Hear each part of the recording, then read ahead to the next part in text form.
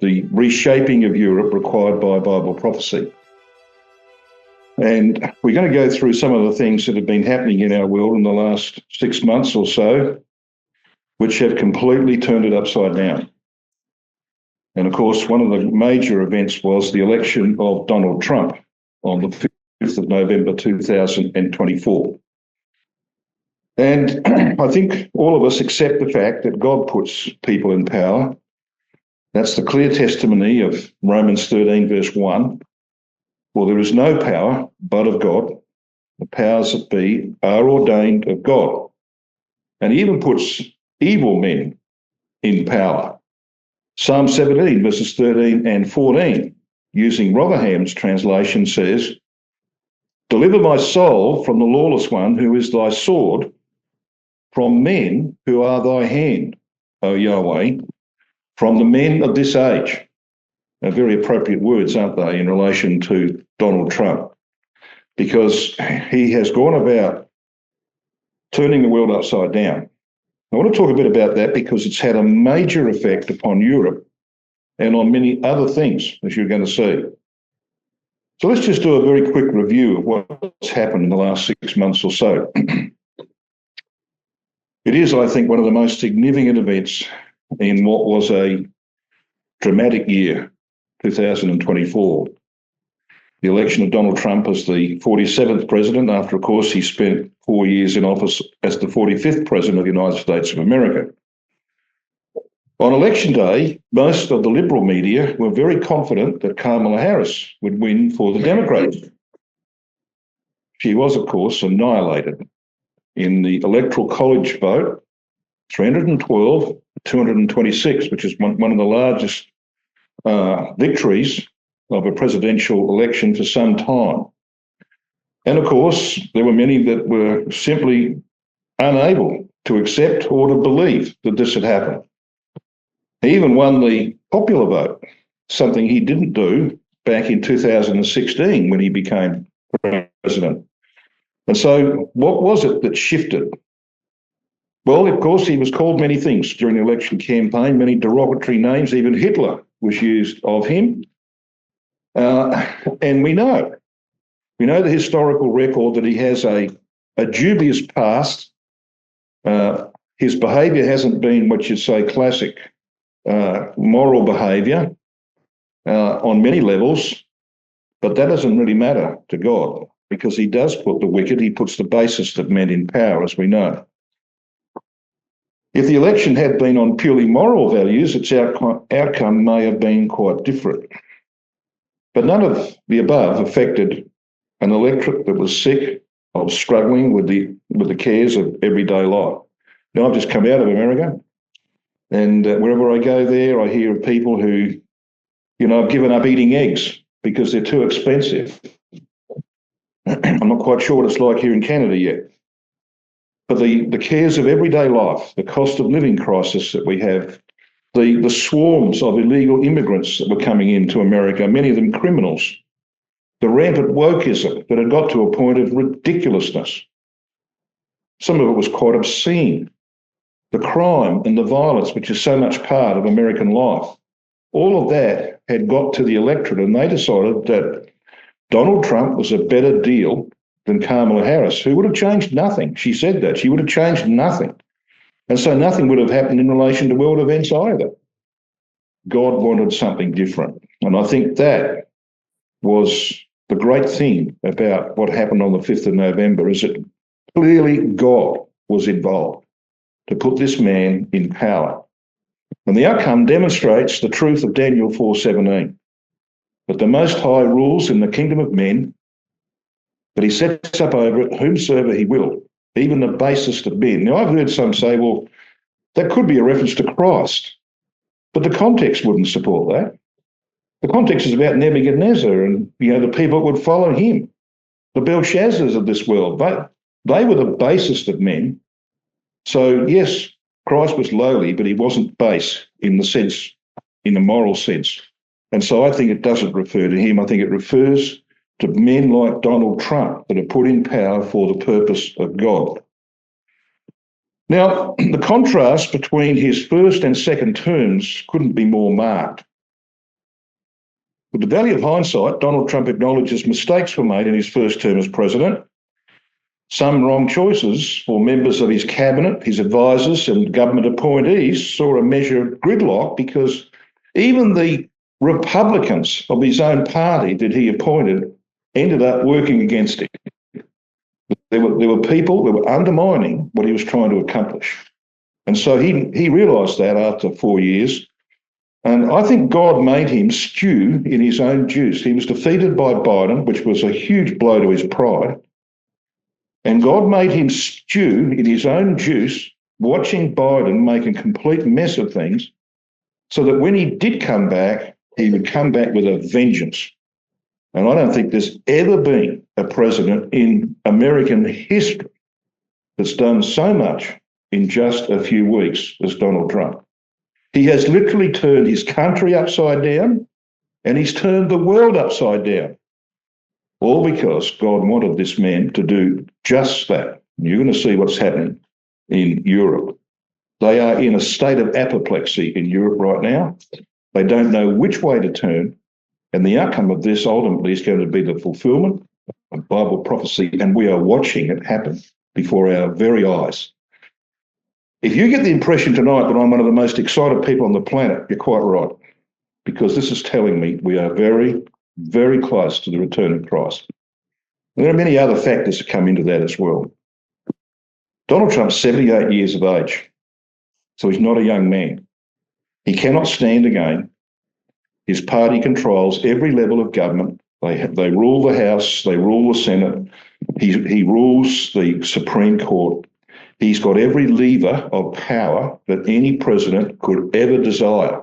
That would not have been the case if he had won the election in 2020. He would have been effectively a lame duck president. He would not have been able to do the things that he's currently doing. So this is why I think the angels made sure he didn't get into power back in 2020. This is his last chance to impact the future of America, and he's determined to do so. And the nominations for his very important cabinet positions and the leaders of the various institutions of government reveal that. He's put people in power that nobody in their right mind would have thought could have been possible, but that they're in power because he knows that he can trust them absolutely, not like the last lot, who many of them were undermining him. He's put people in power who will do his will, and they are doing just that. And he's also got a vice president, J.D. Vance, who showed his hand the other day, didn't he? 3 days ago in the Oval Office. He showed it big time when he tore into Zelensky. Now, this is what Vance said on the 16th of July 2024, a few months in advance of the election. Trump sends a message to Europe with Vice President selection J.D. Vance, who has declared NATO, that's the North Atlantic Treaty Organisation, which protects Europe from Russia, basically. He called NATO a tax on Americans and said the UK, that's the United Kingdom, Britain, is now an Islamist country. It's a Muslim country, he said, with nuclear weapons under Labour. Now, Britain's supposedly America's closest ally. I don't know that you should be saying things like that about your closest ally, but he's saying things like that, and he means it. He is more Trump than Trump, certainly on the matter of America First. He's an outspoken supporter of Trump's America First policy. And he's made it very clear that anything in the future that doesn't actually support and build up America, they're not going to support it, financially or otherwise. And of course, he's just been to Europe. And Ukraine's President Zelensky has called for the creation of an army of Europe amid rising concern that the US may no longer come to the continent's aid. Speaking at the Munich Security Conference, he said US Vice President J.D. Vance had made it clear in his visit to Europe that the old relationship between Europe and America was ending, and the continent needs to adjust to that. So now the European nations are contemplating, and Macron suggested this previously, contemplating putting together an army of Europe to replace NATO because they know that it will ultimately collapse. He also said Ukraine would never accept deals made behind our backs without our involvement after Donald Trump and Vladimir Putin agreed to start peace talks. And of course, that was what that meeting in the Oval Office 3 days ago was all about, where Trump tore into Zelensky. Zelensky replied back. He tore back into Trump, and then Vance got stuck into Zelensky. And it was a circus, an absolute circus. And the world was stunned by it. This has never happened. Can you think of any time in human history in the American system that that's ever happened? People are usually nice to each other, aren't they? Well, not on that occasion. And that tells you something. It tells you that Trump is determined to get his own way. He doesn't care who stands in his way. He's going to get his own way. Europe's disintegrating. Now, I'm going to put up here this is out of a Canadian newspaper, of all things, the Globe and Mail, which I think might be over in the east in Toronto. And this goes right back to 2016. That's a little while ago, isn't it? But even then, there were clear signs that the European Union was unraveling. So they've got this lady's knitting is unraveling, and they point out the reasons why. Financial stress, internecine strife, bankrupt member states, Muslim radicals, Middle East refugees, and closed open borders, if you can understand that, because they started closing their borders against the swarms of refugees from Syria and other places, and from North Africa in particular. So the European Union is actually disintegrating under the weight of its own stupidities. It being, of course, the very centre of humanism, of liberty, equality, and fraternity, the three unclean spirits that Christ said would lead the nations to Armageddon. But here's another thing that's happened. This report was from the 26th of February this year, and I'm going to read just a portion of it, the green portions mainly. This is Trump's impact on the United Nations. Impoverished UN moves to austerity measures after Trump turns off cash tap. That was the headline. And they point out that there's a period of unprecedented uncertainty in the United Nations with a real impact on its ability to fulfill its mission.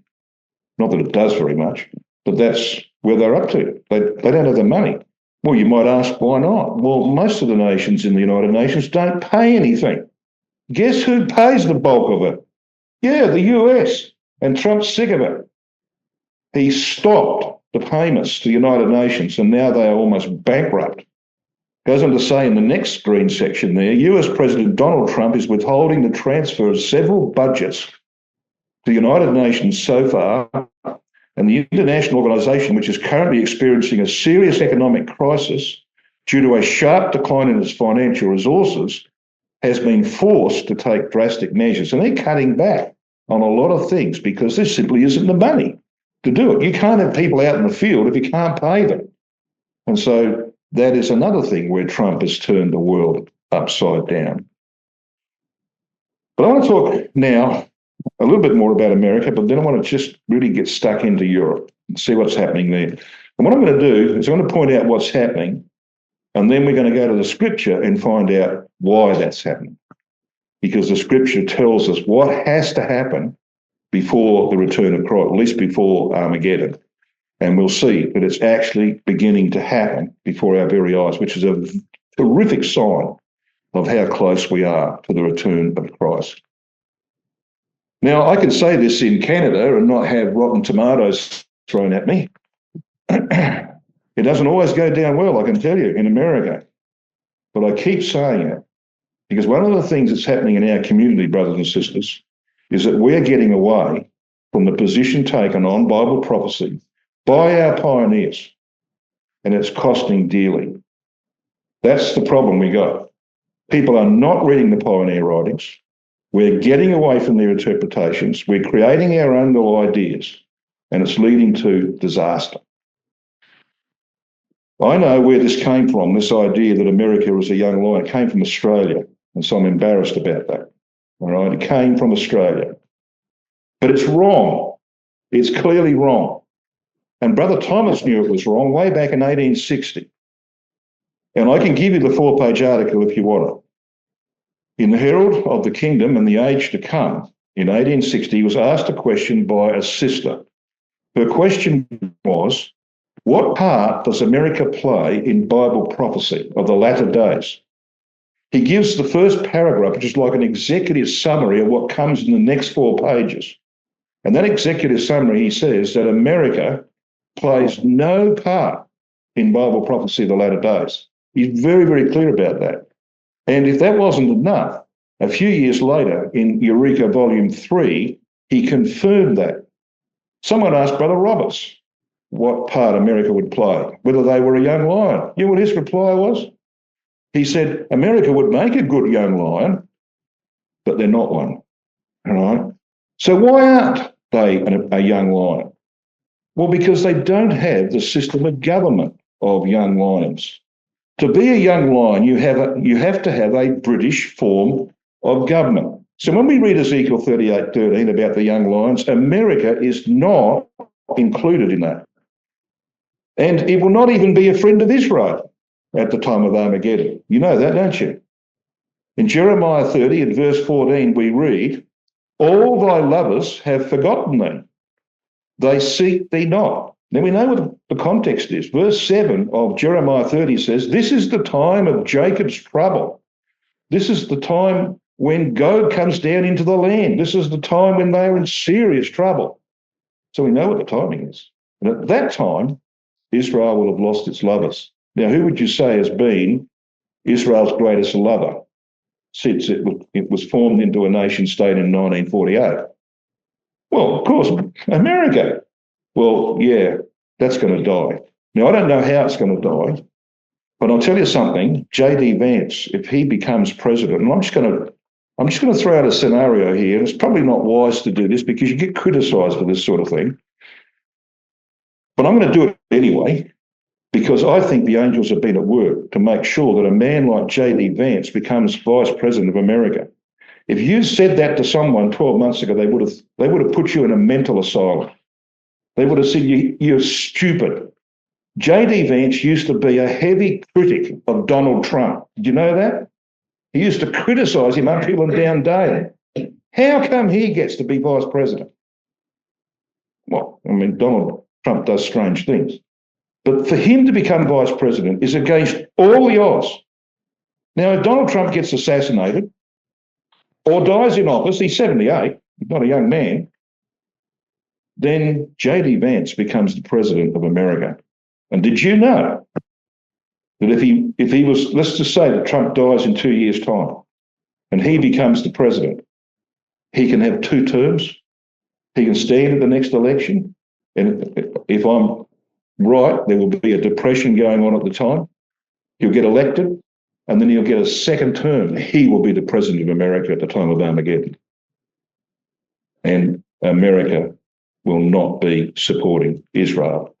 And Jeremiah 30 verse 14 will be fulfilled. That's the scenario.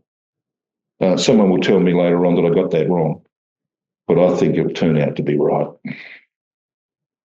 We'll see. We'll see what God has in store.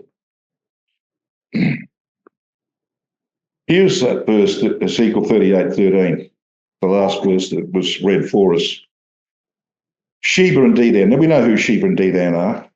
Dedan is Saudi Arabia and Oman, and Sheba is Yemen. And if you're watching what's going on in Yemen, you will know that things will happen there eventually. The Houthis, who only control the northwestern section of Yemen, will be dealt with eventually by the nations who will get sick and tired of having their ships interrupted going through the Suez Canal. But when it says there, Sheba and Dedan, it's telling you that they will be the first cabs off the rank to object to the Gogian invasion. And the merchants of Tarshish, which tells you that Britain will be trading itself out of a big problem, huge problem, because there'll be depression before Armageddon, with all the young lions thereof. Now, why would a lion be chosen, you think, to represent Britain? Well, we know that you can drive through England, you see lions all over the place. Part of their heraldry. But why a lion? Well, scripturally, a lion is a symbol of government. And I'm going to just turn up Genesis 49 for you. And you may wish to have a look at this with your own eyes. I want to show you the very first place in Scripture where we read of a lion. And it says this: Judah is a lion's whelp. From the prey, my son, thou art gone up.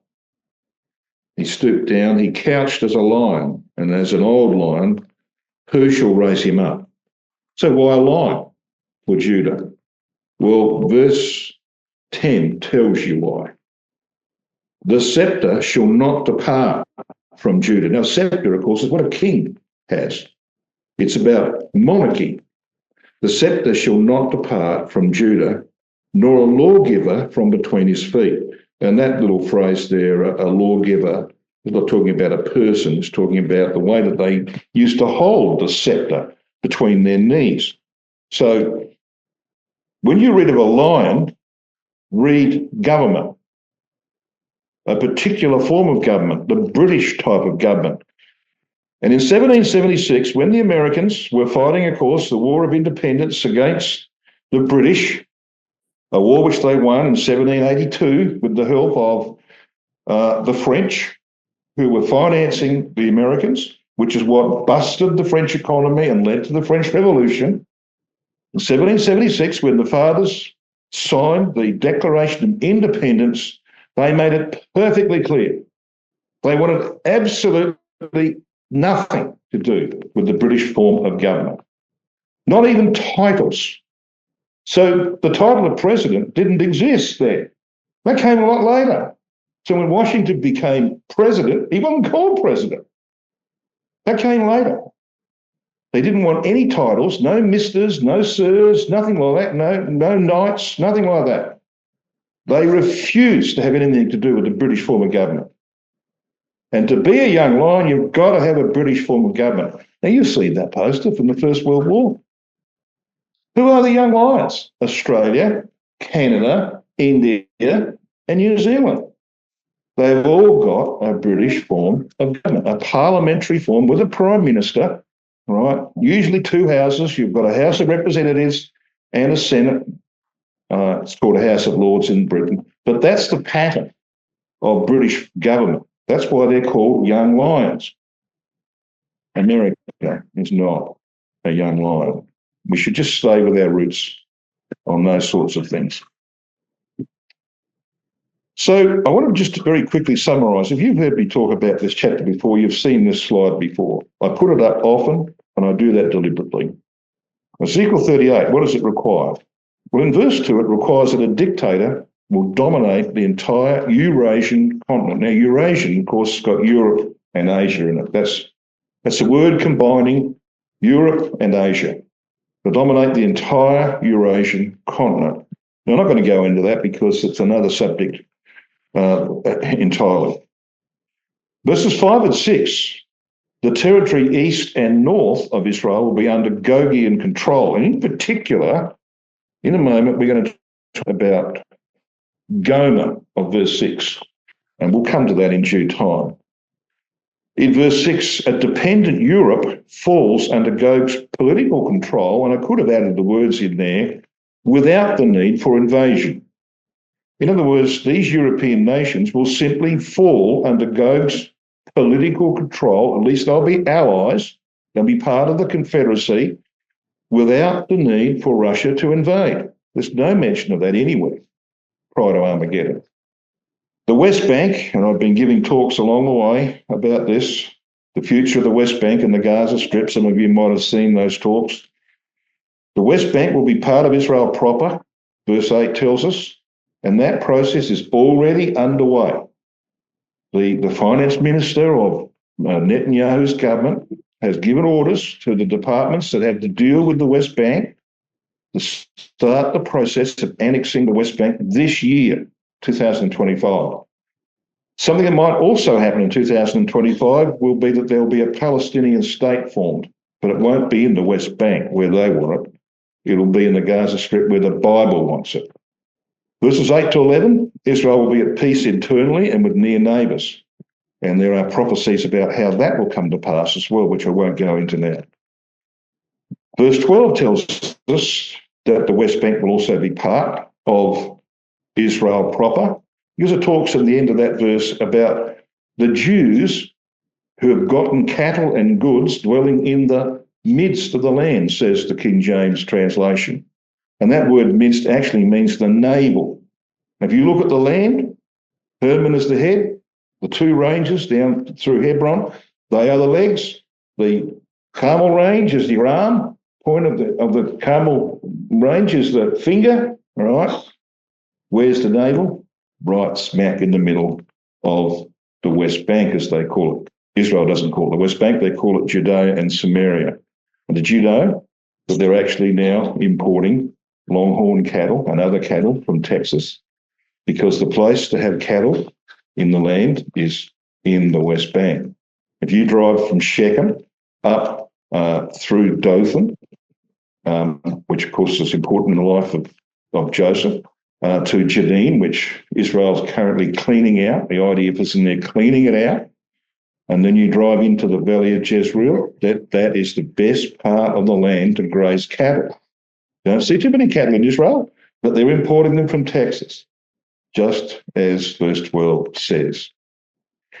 Yemen, Saudi Arabia, and the Gulf states are the first to oppose the Gogian invasion, we're told in verse 13, and Britain and the Young Lions follow suit, as we've just been saying. Okay, let's focus in on what's happening in two countries, two major pillars of the European Union. Now, some time back, a few years ago, Germany brought its gold home. After World War II, the Allies held Germany's gold reserves overseas, obviously to secure peace. And Germany recalled $32 billion worth of gold reserves, 674 tonnes worth of it, by the way, from France and the US. And this was the article that appeared in Reuters at the time. Preparing for a disaster. If Germany has gone through the political and logistical effort to successfully demand that its gold be returned to German soil, this could be an indication that the Germans are preparing for a crisis. Germany could be preparing for a specific crisis. Back in February, when the German government first announced that the gold transfers would be completed ahead of schedule, Reuters wrote, some even argue the world's second biggest bullion reserve may be needed to back a new Deutschmark should the Eurozone break up. Well, it's heading that way. Now, some of you will be aware that there are a number of right-wing political parties leading the countries of Europe, some countries of Europe. And I want to point out who they are and why that's happening. Reasons for the rise of far-right political parties in Europe. Well, one of them, of course, is the cost of living crisis, which has impacted every nation on the planet. Germany is in financial trouble and has been in political strife, and I'll talk about their election shortly. The government fell towards the end of last year over budget issues. They could not agree on budget issues, the coalition that was in power. Elections were held in February 2025. The far-right AfD party polled second to another conservative party, the CDU-CSU coalition. Austria, Hungary, Holland and Italy already have right-wing governments who seek closer ties with Russia and poverty. Poverty is the real motivator behind that. Germany's debt to GDP ratio is holding steady at around 63%. Now, that's pretty high. Economic stagnation has been a problem in Germany. It's continued through 2023 and 24, and I'll tell you the reason for that. German industry suffered from the response to the Russian invasion of the 24th of February 2022, because Germany, like most other European countries, slapped sanctions on Russia. Well, what did Russia do? Well, they turned off the oil and the gas. So no longer could the German factories get cheap oil and gas. They had to buy it from the West, and that was a lot more expensive. And so, of course, their industry suffered. Russia cut off relatively cheap oil and gas, which hit German manufacturing enterprises. And the worldwide cost of living crisis also had an effect on the economy. Now, this was the result of the German elections held just a week or so ago. Now, this is from the New York Times. I'm not sure that you can read the detail there, but I don't want you to read too much of it. What you have there is what happened back in the last election in 2021 and what happened in this election in February 2025. Now, over on the right-hand side, you've got the two parties, the conservative parties, that did very well.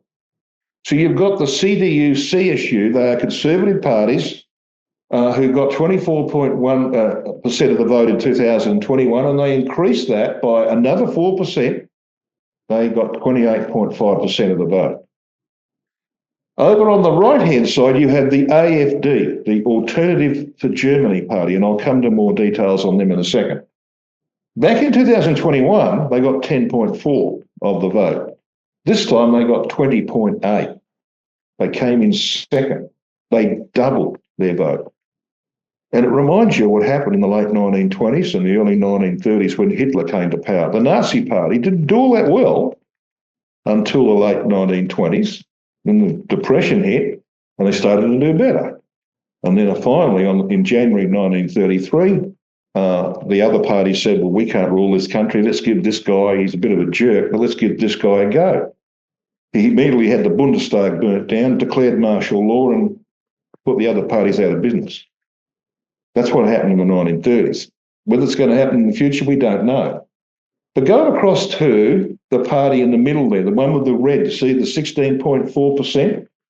That was the ruling party. That's where that was the party of Olaf Scholz, the former Chancellor of Germany, who resigned towards the end of last year because he couldn't run the government. It was impossible to run the government. They dropped from 25.7 in 2021 to 16.4 in this election in February. They're out of business, basically. Now, this provides a problem for the incoming rulers, as you're going to see. Now, I just wanted to show you what the AfD party is. This is part of their election manifesto. This is from July 2024. The far-right Alternative for Germany. Now, AfD, the D is for Deutschland, all right, Germany. The AfD party is set to make the controlled dissolution of the European Union one of its key targets for the upcoming European elections, with its leader, Tino Kruppula, calling Hungary's Prime Minister, Viktor Orban, one of his main allies. Now, most of you will know that Viktor Orban is against the war in Ukraine in terms of Ukraine fighting to retain its territory. He's supportive of Russia. He's a supporter of Russia. He's in the European Union. And he was the chairman for a year or so, a little while ago. In the European Election Manifesto proposal, which is due to be ratified during the party's conference on the 29th of July 2024, the AfD calls for a controlled dissolution of the overbearing European Union. We're demanding a reset for Europe so that we can use the potential of nation states and rebuild the bridge to the east. What do you reckon he means by rebuilding the bridge to the east? He means rebuilding relationship with Russia. That's what he means. And that, of course, is the policy of all of those right-wing parties. Now, Germany's got a potential new leader. As you can see, this report is on the 24th of February, 2025. The heading was, Germany's Merz hopeful on US ties despite recent Trump moves. They're very conservative. Friedrich Merz, the presumptive next German Chancellor and a long-time supporter of transatlantic ties, which means friendship with America, said he now seeks security independence from the United States and expressed doubts about the future of NATO. The alliance has underpinned Western defence interests since World War II. The 69-year-old, who faces tough coalition talks after his party's first-place finish in Germany's parliamentary elections over the weekend said on February 24th that the country can't afford political paralysis at a time when Washington's foreign policy is shifting and the German economy is slumping. Right? Yeah, he's right. For me, the absolute priority will be to strengthen Europe as quickly as possible so that step by step we can really achieve independence from the USA. Things are changing dramatically in Europe. I'll take you back to 2022. Something almost miraculous happened. For decades, elections for the French president were between two parties, the left-wing socialists and the right-of-centre conservatives. They didn't even get into the race. None of their candidates got into the race. It ended up being Macron, who at the time in 2017, when he won the election, he didn't even have a political party, but he ended up with 178 seats in the French parliament. I mean, it's miraculous. The angels were at work. Well, he got back in 2022 against Marine Le Pen, and one of the things that was against her was that she's openly supportive of a strong relationship with Russia. And I'll just show you a couple of things about Marine Le Pen in a minute. So Macron's president, he won a large majority in the French parliament back in 2017. It was trimmed a little bit in 2022. The socialists of the right were out in the cold. However, during that campaign, he was forced to adopt some of Le Pen's hardline approaches and policies. Now, Brother Thomas says this in Opposite Role, page 441. He's talking here about Gomer. And I mentioned to you Ezekiel 38 and verse 6, Gomer and all his bands. So he said, in this general description may easily be discerned that extended portion of the west of Europe, comprehending ancient Gaul, Belgium, and the countries bordering upon them, which constituted in our day the Napoleon Empire. Gomer then points immediately to France. He's quite right, and prophecy will be fulfilled. History will demonstrate that. Now, as a result of those European elections, European Parliament elections, not French elections or German, this is the European Parliament for the European Union, Marine Le Pen's party did very well. And Macron, the president of France, panicked. He made a fatal mistake by calling an early election for the French Parliament to head off the sharp rise in the European Union of Marine Le Pen's far-right party. It was a huge mistake. It backfired on him as the fragile coalition between centre and left parties crumbled over budget matters. They couldn't agree about the budget. A no confidence motion supported by left and right saw it won 331 to 577, saw the fall of the Macron-appointed Prime Minister, Michel Barnier. The Parliament was thrown into chaos. There's now a temporary Prime Minister. And there are calls for Macron, elected in 2017 and re-elected in 2022, to go to the door and leave. They want him out. They want him to resign. And this is the lady who may well come to power in France in due time, Marine Le Pen. She's the daughter of one of the most extreme right-wing politicians that France has ever produced. He died quite some time ago. These are the articles that appear. See that one up there, 2016? France has a major far-right Eurosceptic and openly pro-Russian party that receives funding from the Kremlin. Now that cost her a lot of votes in the election of 2017. See this article here from the Daily Express, 4th of October 2016? As leader of the National Front, she advocates leaving the Eurozone, withdrawal from NATO, abolition of the IMF, the International Monetary Fund, limits on immigration, and forging, see in the green, forging what she calls a privileged partnership with Russia. Oh, man. she gets into power. Watch out. Marine Le Pen described Russian President Vladimir Putin as a defender of the Christian heritage of European civilization. Can you see where this is going? I'll tell you where it's going in a minute. We'll go to prophecy. She's got a few problems of her own, actually. She's on trial for allegedly embezzling European Union funds. But it won't matter if it's her or someone else who leads that party. Eventually, this right-wing party will come to power in France. So what does prophecy say about that? Well, let's have a look at Revelation 17. Now, I laid all of that foundation because I wanted you to see what's actually happening right now. Then we'll have a look and see what prophecy requires. What does it require? Well, we know that Revelation 17 is about the Catholic system, Babylon the Great. I'm not going to go into all the details of that just yet. But when you get down to verse 9, you read this. And here is the mind which hath wisdom.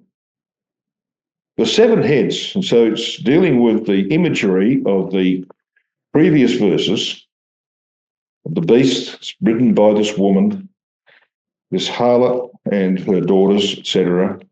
And the 10 horns which thou sawest are 10 kings which have received no kingdom as yet, but received power as kings 1 hour with the beast. Now, let me just point out initially. So, as you can see on the screen, the 10 horns which thou sawest are 10 kings which have received no kingdom as yet, but received power as kings 1 hour with the beast for 30 years. These have one mind and shall give their power and strength unto the beast. What that's telling us, as I said, 10 independent nations with one political agenda shaped and guided by the papacy, who at that time will have great power and influence in Europe. The European Union, the Eurozone, is doomed in its present form. It has 27 or 28 nations in it. It's doomed. It's got to come back to an organisation of 10 nations, and those 10 nations have to be in the area of the former Roman Empire. All right, and we'll go into that a little later on. So the fate of the harlot system is involved in this. When John is invited in verse 1, come hither, he's actually been asked to be involved personally in the judgments to overthrow this system. She's called the Great Whore, of course, the Catholic harlot system. And verse 15 identifies what that system is, where it is based. It says in verse 15, and he saith unto me, the waters where the whore sitteth, waters which thou sawest where the whore sitteth are peoples and multitudes and nations and tongues. And then in verse 18 you read, the woman which thou sawest is that great city which reigneth over the kings of the earth. That means reigned at the time when John wrote that in approximately AD 96. And that, of course, was clearly Rome. So here you've got this system reigning over what's called the kings of the earth. Now, those kings are the ones back in verse 10. So where are they? Where are they going to be? Well, here's our map of Eurasia, and that's the area. Yeah, that's the area where the great whore sat in the past. Now, I'm going to show you that the actual area of the Roman Empire in the west is where those 10 nations will end up. So the harlot system, based in Rome, sat over that whole region. Papal power in Europe, has to return. This is the latter-day manifestation of the beast of the sea. Now, I'm not going to go into all the details of the beast of the sea and the beast of the earth, but they will be revived. When Christ and the saints meet the enemies at Armageddon and the 40 years that follow, it will go through 2 phases. There will be a revival of the beast of the sea and the revival of the beast of the earth. Brother Thomas wonderfully sets this out in Eureka. The beast of the sea is a symbol for papal power and influence in Europe. The beast of the earth is a reference to the Holy Roman Empire, which began in 800 AD and will terminate by 2060, 2060, which, by the way, is only 35 years away. Think about that for a while.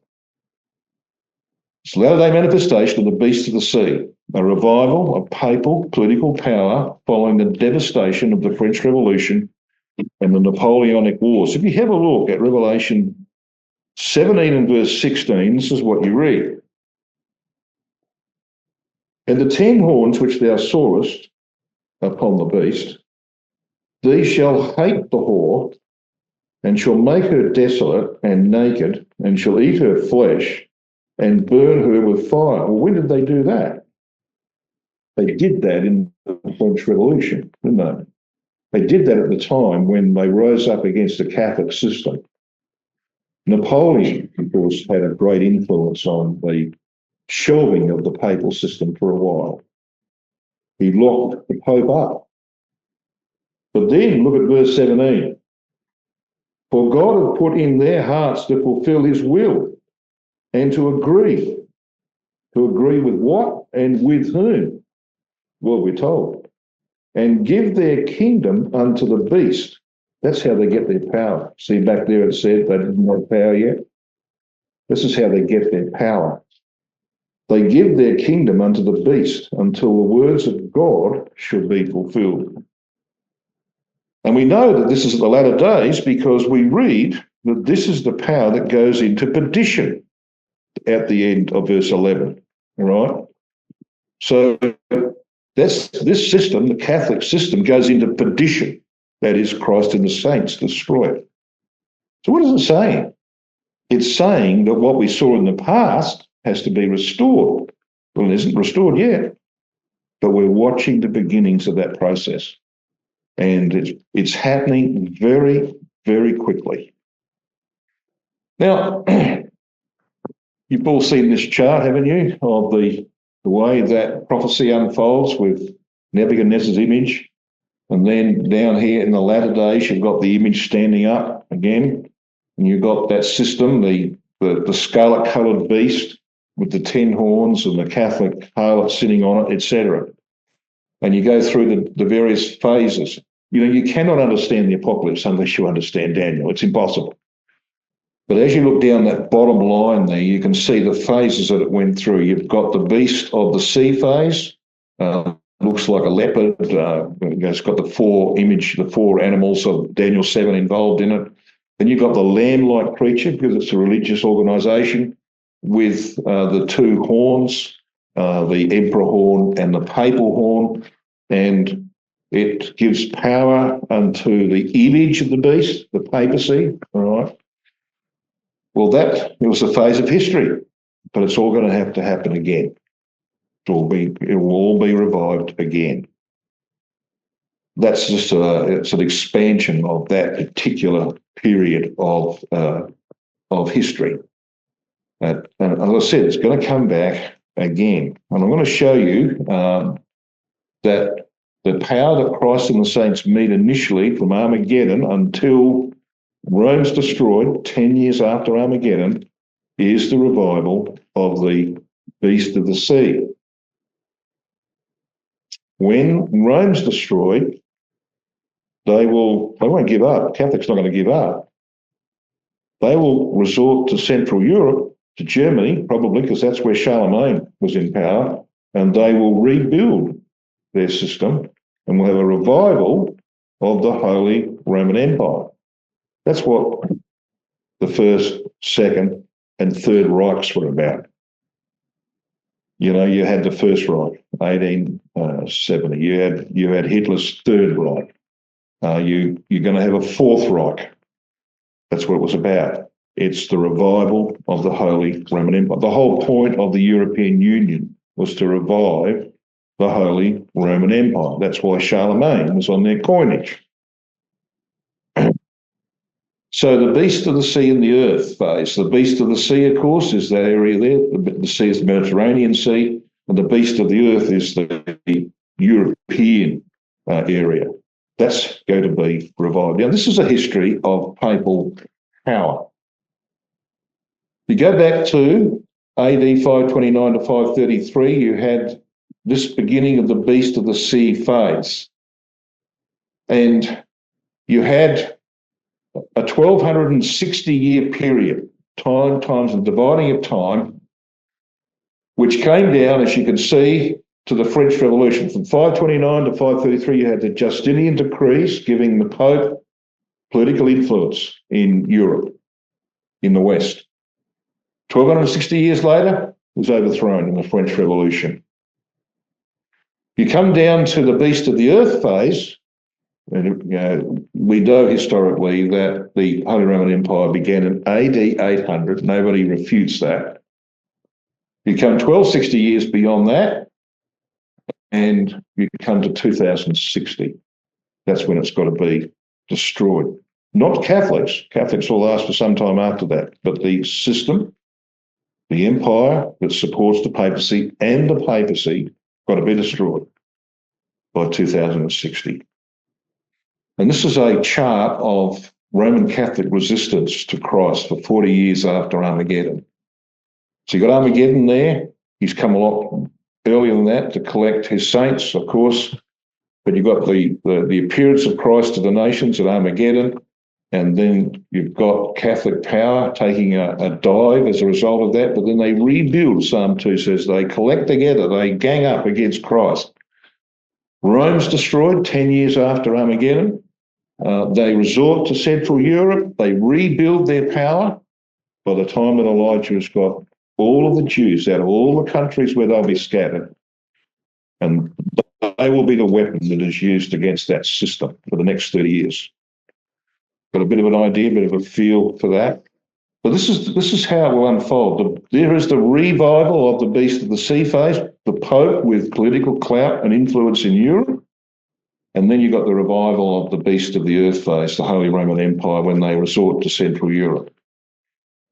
This is what Brother Thomas says about the eighth head. We read there of the eighth head. Did you read that? And the beast that was and is not, even he is the eighth, and is of the seven, and goeth into perdition. Now, what that means is that the imperial form of Roman government, which met its demise through the invasion of the barbarian nations, and there were at least 10 of them who divided up the old Roman Empire, which is why you get your 10 horns. When that phase, the Gothic phase of Roman government, the seventh head ended after 60 years, then when the papacy acquired power, you have an eighth head. But Brother Thomas says that this eighth head actually exists in the latter days. This is what he says. We know it's the latter days.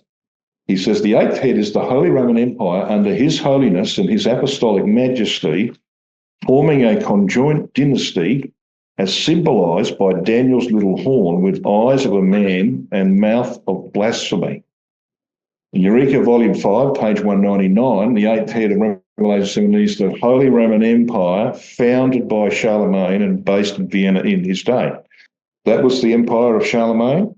It has to be and will be restored because it goes into perdition. It's going to be destroyed by Christ and the saints. Because this is the map of the Roman Empire as it was at its height. This is where your 10 independent nations will be formed with papal influence. What is the boundary, the northern boundary that you can see there? It's the Rhine and the Danube, two rivers. The Rhine runs that way towards the Atlantic, and the Danube runs into the Black Sea. That was the northern border of the Roman Empire. Yes, they did go into Germania for a while, but they couldn't stay there. They got kicked out, and they made the Rhine and the Danube their northern border. That will be the northern border of those 10 kings. So what does that mean? Germany's not in it. All those countries that are now part of the European Union to the north of the Rhine and the Danube are not in it. So the 27 or whatever it is, 28, that organisation will collapse. And it will end up being just the 10 south of the Rhine and the Danube. So you might say, well, what's going to cause that? Well, I'm suggesting what's going to cause it on that slide. The coming Great Depression will likely dissolve the European Union and 10 nations will emerge dependent on the papacy of the territory of the old Roman Empire. When that depression comes, those right-wing parties who are doing pretty well right now in Europe are going to come into power. And that's why Russia won't need to invade Europe. They will fall into Russia's lap. For their own survival, they will fall into Russia's lap. And there will be the revival of the beast of the sea, Revelation 13, 1-10, the fourth beast of Daniel 7, verse 7, and Babylon the Great of Revelation 17. Now, here's something that probably you all are familiar with, but I think it needs to be pointed out. In Daniel chapter 7 and at verse 11, we have a very important statement made. I beheld then, because of the voice of the great words which the horn spake. Now, the horn referred to here is the one of verse 8. It's that little horn that comes up when 3 other horns are plucked up by the roots. That is the Holy Roman Empire. We read on. I beheld till the beast was slain, this is the fourth beast, and his body destroyed and given to the burning flame.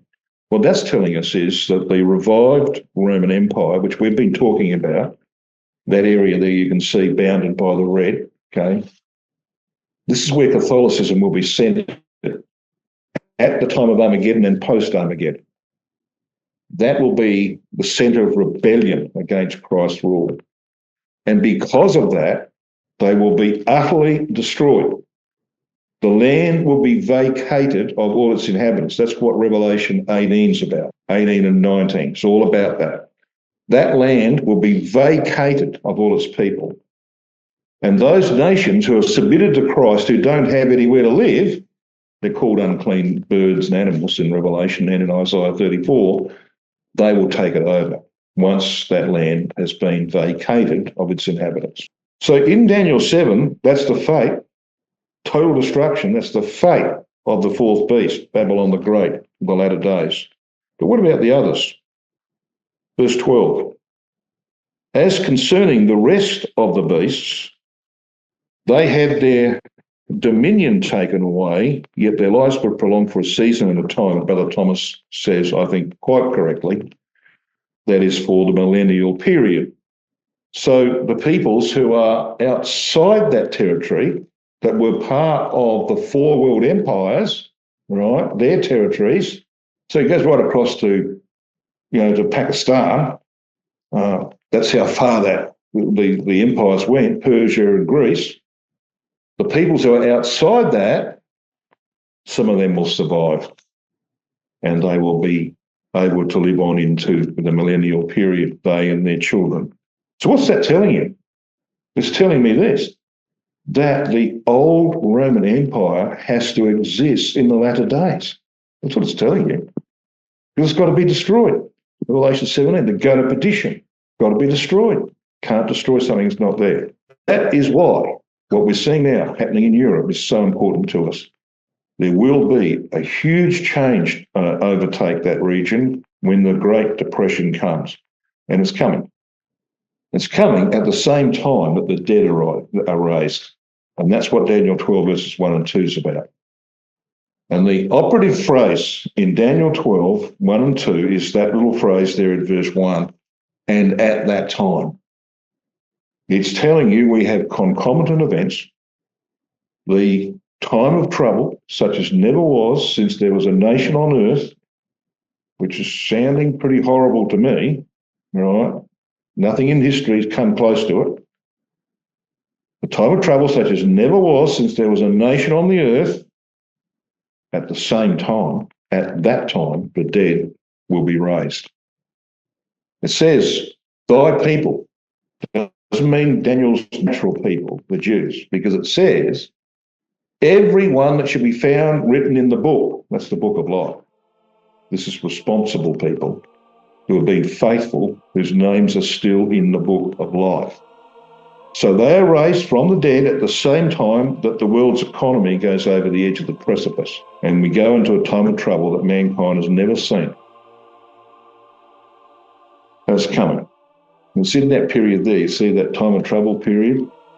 So you've got the return of Christ to raise the dead, the yellow bar at the left-hand side of the chart. You've got the red bar of Armageddon 10 years later. And you've got that time of trouble such as never. That's when these things that I've been talking about are going to be completed. They're going to be finished off. But you and I are watching the beginnings of it now in what's happening in Europe.